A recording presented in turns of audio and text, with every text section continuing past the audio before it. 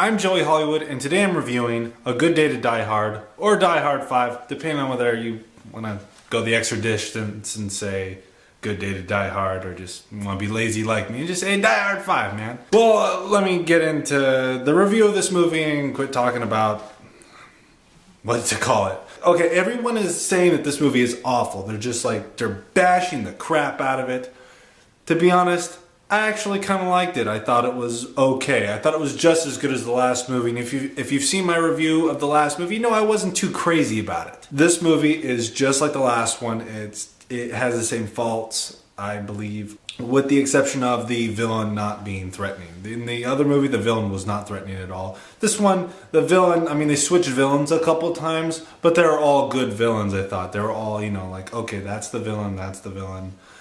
I mean, it wasn't one set villain, and I did appreciate that it was a little bit of a curve. A lot of people are complaining that they didn't have a set villain. I actually thought it was kind of a plus. It was just like, okay, I haven't seen this before in the Die Hard series. I like this. I'm just going to talk about the things I liked first, alright? I did like the relationship between the son and John McClane. I felt that they had chemistry together. A lot of people are saying they didn't have good chemistry. I think the reason that they're saying that is because towards the beginning, the dynamic they had just didn't work, and I'll be the first one to admit that it just did not work. But as the movie progressed, as the characters became closer, they did have a lot of chemistry, and I did like that. It's not a good action movie, and there are a lot of throwbacks to the first movie that I was like, oh hey, that's a pretty cool little thing. I see what you did there. I really enjoyed those little moments. I did like the level of gore that they put in the movie. I mean, it wasn't as bad as the first movie, the third one, but they did add a level of violence that was not present in the last movie. My one complaint with it, though, is they did CGI blood. I hate CGI blood. It doesn't matter what movie it is. If I see CGI blood, I just hate it. Like blood doesn't just go evaporate into the air and go away. I mean, like I've used the overlaid blood in my own videos, but that's because I can't afford squibs. This is a multi-million-dollar movie. You can afford squibs. It just looks fake. Like it just moved like all in slow motion. Like what? Like all the characters are moving regular, but the blood moves in slow motion. It just does not look right, and it really took me out of the movie. A lot of people are complaining about the shaky cam in the movie. I have used lots of editing softwares, and I have used cameras. I know what shaky cam looks like. The shaky cam in this movie, for the most part, was done in post. The camera was steady. You can totally tell that they just put an effect on it to make it look shaky, because for some reason, producers think, oh, people like shaky cam. Ever since all those stupid movies came out where they're like screaming with their cameras and stuff, they just been working the shaky cam a little too much. I mean, like, it's even worse when it's on TV shows.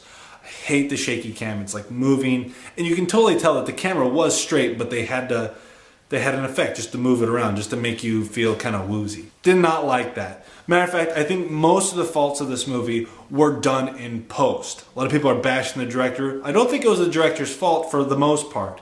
There's a few things that I know that from a directorial standpoint that he made mistakes, but not to the extent that people are complaining about. For instance, they dubbed down Bruce Willis's performance in the editing. I could tell, because every time Bruce Willis got to that point that he was the John McClane we know and love, they would cut away, show something else while his voice is running, and they'd cut back to him. So you couldn't see him reach his John McClane moments. And it really was irritating. And I believe that for the most part, this movie did not have John McClane in it merely because of the editing. I mean, like, when they first introduced him, he was very distraught.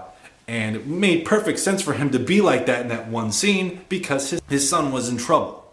And it made sense for that one scene. But then when it got to the point where he was in Russia, he was John McClane, but they kept on cutting away every time he reached that John McClane moment.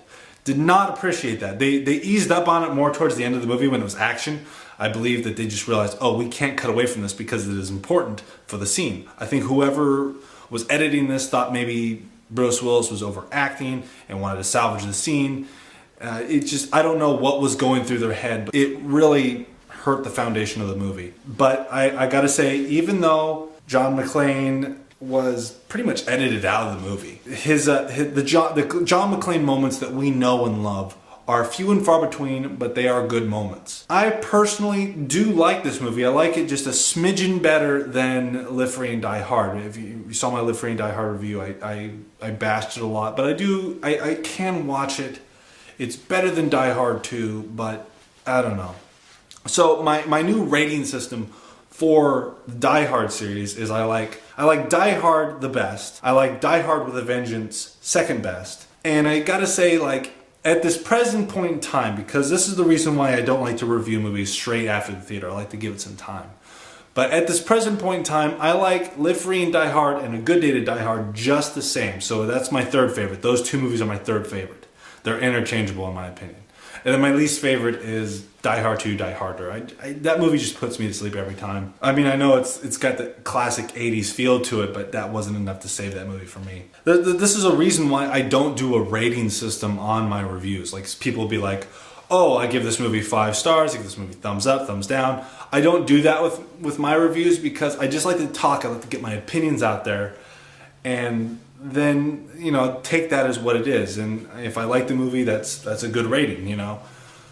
So this movie, I like it. I think it's just really hard to rate it. I think I have to watch it maybe 1 or 2 more times before I can really say officially where I place this in my favorite scale, the Die Hard series. Right now, it's just at the same level as Live Free and Die Hard. Well, thanks for watching. I hope you liked this review. I hope you found it enlightening. Please check out my channel. I got more reviews on my channel of lots of movies, not just Die Hard movies. I got reviews of lots of movies on there. I suggest you check it out. Please rate, comment, subscribe, share. Say, do you like movies? Do you like movie reviews? Well, check out this website. It's called WeLiveFilm.com. You can see reviews from people like me and many others. I suggest you check it out. Here are the Bruce Campbell facts and quotes of the day. Bye!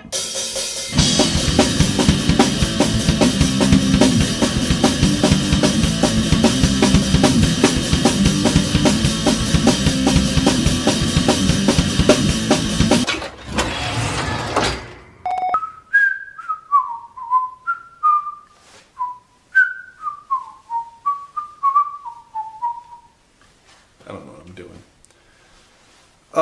You know, it takes me a good like 30 minutes to set up all this equipment up to do this review.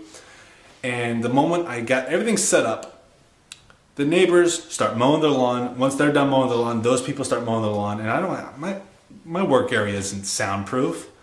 So I have to wait, I have to sit there patiently waiting for these people to stop mowing their lawns.